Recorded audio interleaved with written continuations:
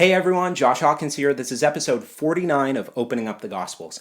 In episode 48, we looked at what the temple in Jerusalem was like during the time of Jesus, specifically its grandeur, its size, and its construction. I hope it helped you get a clearer picture in your mind about what those in the first century would have thought when they heard someone reference the temple.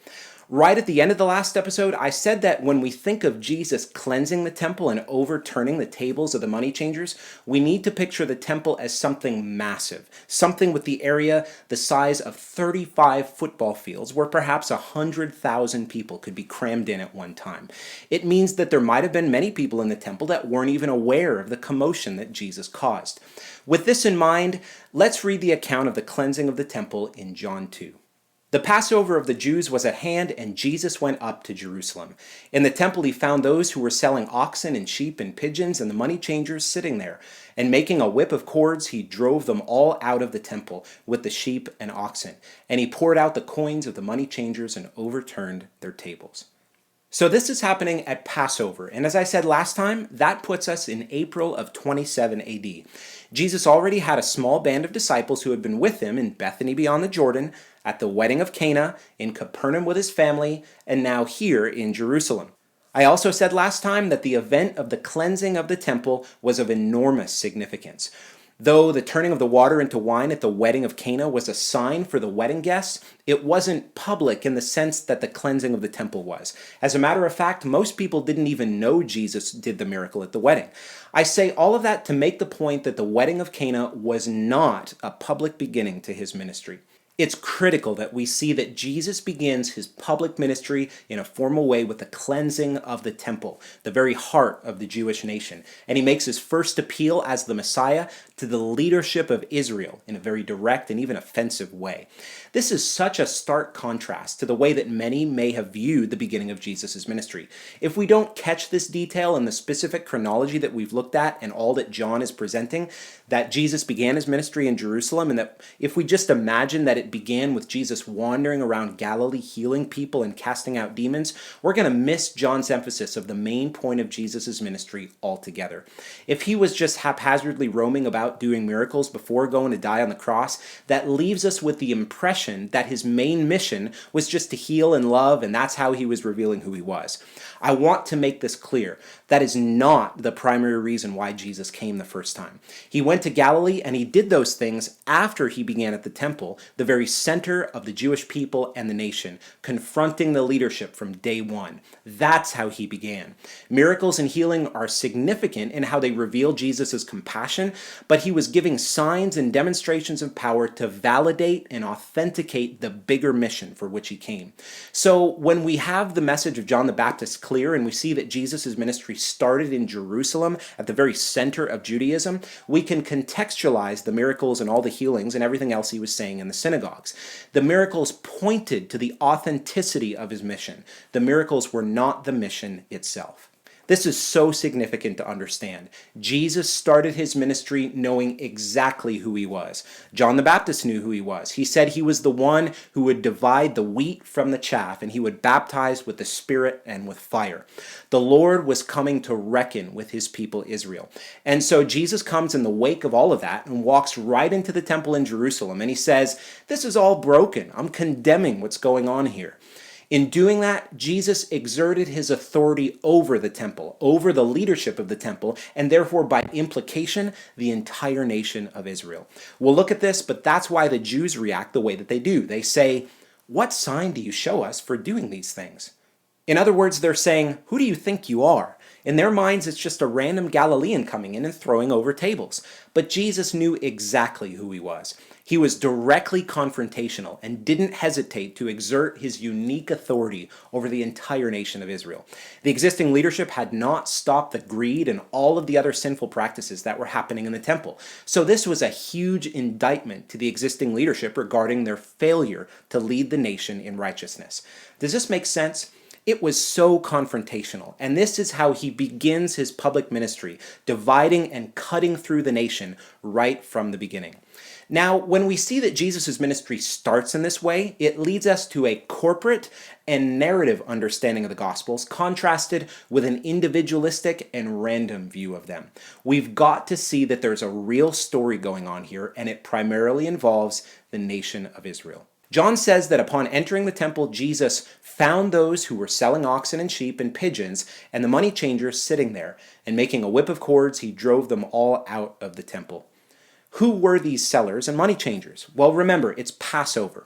So these guys were in the temple selling animals for sacrifice, and money changers were around to convert all of the various forms of currency to the Jewish shekel, which was needed to pay the temple tax. And because it's Passover, thousands of pilgrims from all over the world would return and celebrate in Jerusalem. And all of them would be required to pay the temple tax. Though there certainly was need for money changers and those selling animals, especially for pilgrims coming in from faraway places, these guys were full of greed and selfish gain. Though the temple treasuries would have been filled beyond measure by the pilgrims, the profits these sellers and the money changers made were enormous too. There was just massive extortion going on, and the Jewish authorities, specifically the chief priests and the high priest, they were the ultimate recipients of the wealth that was being consolidated. The system was just so broken and driven by greed, and that is what Jesus was addressing. These guys were just funneling all of the money to themselves and using the significance of the temple to get wealthy. And of course, they loved it. They were at the top of the food chain, and they had all the power. So with this in mind, now think about what Jesus was doing and what he continued to do throughout his entire ministry. He comes and starts to address the hypocrisy, greed, and corruption, and what do the leaders want to do? They want to kill him. Later on in John 11, all the elders are with Caiaphas, the high priest, and what do they say?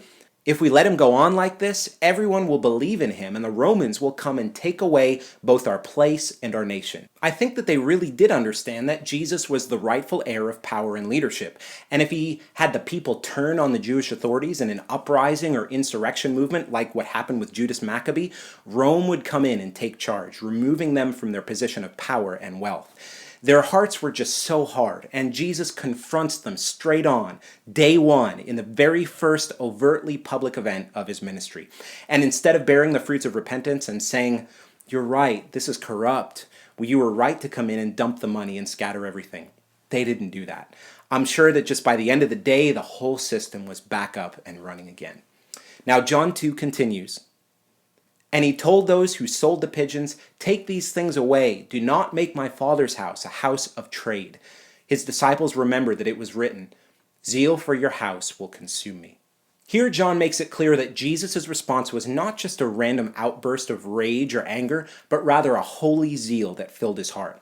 Remember, the temple was God's establishment. God alone had authority over it. When Jesus condemned what was happening, he's not only confronting the leadership and indicting them about their failure to hold fast to righteousness, but he is implicitly making a claim to his divinity. That's what his exertion of the authority over the temple is saying. The verse that makes this point a bit clearer is in Matthew 12:6, when Jesus says, "One greater than the temple is here." Only God is greater than the temple because there's nothing about the temple that God has to honor or submit to. God is the only one who has authority over it. And so for Jesus to assert his authority over it is most certainly an implication of his divinity, something he'll go on to very clearly assert throughout his ministry. Let's keep going in John 2. So the Jews said to him, "What sign do you show us for doing these things?" Jesus answered them, "Destroy this temple, and in 3 days I will raise it up." The Jews then said, "It has taken 46 years to build this temple, and will you raise it up in 3 days?" But he was speaking about the temple of his body. When therefore he was raised from the dead, his disciples remembered that he had said this, and they believed the scripture and the word that Jesus had spoken. Just like they do throughout Jesus' ministry, the Jews request a sign from Jesus to prove his claims. Jesus is so confident here, and he uses the very thing that they put their confidence in, the temple, to undermine them and to confuse them. Unlike Jesus' body, which would be raised up in glory to live forever, the stones of the temple would fall and lay in ruin for thousands of years to come. I know there's a lot that may be new to you here. It's so important that we see these things so that we can rightly understand the rest of the ministry of Jesus. I hope you see even more now that Jesus' mission was first and foremost a mission that had to do with the national identity of Israel, not mostly a mission of personal needs and personal salvation. If this makes sense to you, it's going to change the way you read the Gospels. Well, if you've missed any of the other episodes, you can find them all on my website, www.joshuahawkins.com/gospels. In the next episode, we'll look at John 3 and Jesus' visit to Nicodemus. I can guarantee you there's going to be some things next time that will surprise you, so stay tuned. God bless, and see you then.